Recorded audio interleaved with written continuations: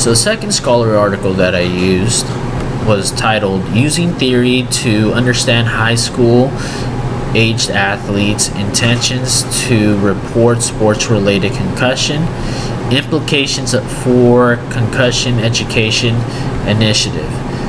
The purpose of this study was to investigate the affiliation between theory of reasoned action and theory of planned behavior, design, and objective in reporting concussion for all male and female high school athletes.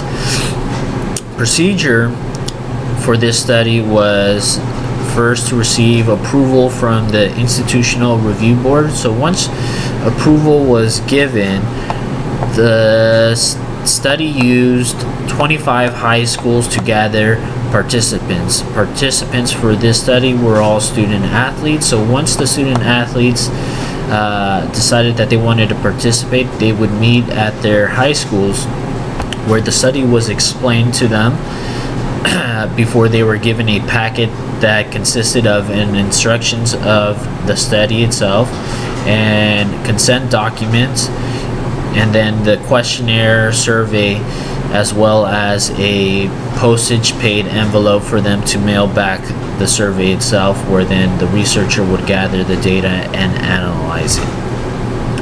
Method used for this study was a mixed method study. So using both quantitative and qualitative measures in this. Participants, again, for this study were all high school student athletes. So 167 high school student athletes were recruited to participate in this study, where 98 were male, 64 were female, and 5 did not report their gender. So the results from this survey showed that 89 of these participants experienced at least one concussion, and then 15 actually reported their concussions to their coach or a medical professional. The study also showed that 41 out of 83 participants mentioned that they recalled having concussion that that they reported, and 72 out of 584 participants brought to mind of having a bell ringer that they had reported as well.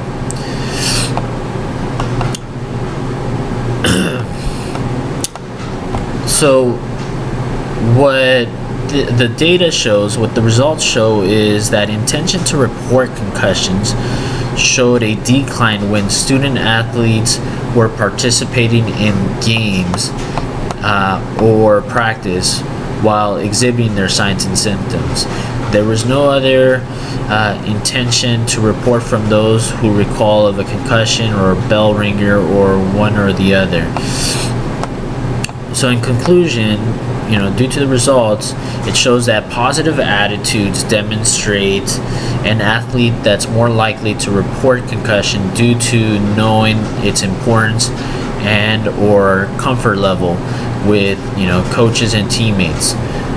Also, social norms also were shown to demonstrate an effect or on intention, since athletes usually have high values for the opinion of their coaches, teammates, and or parents.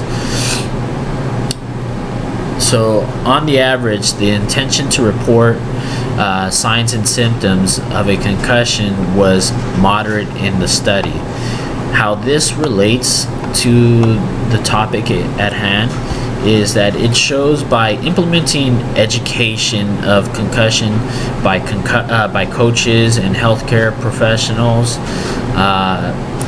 in the management of concussions can leave a positive effect on student athletes in motivating them to be more comfortable in reporting a suspected concussion.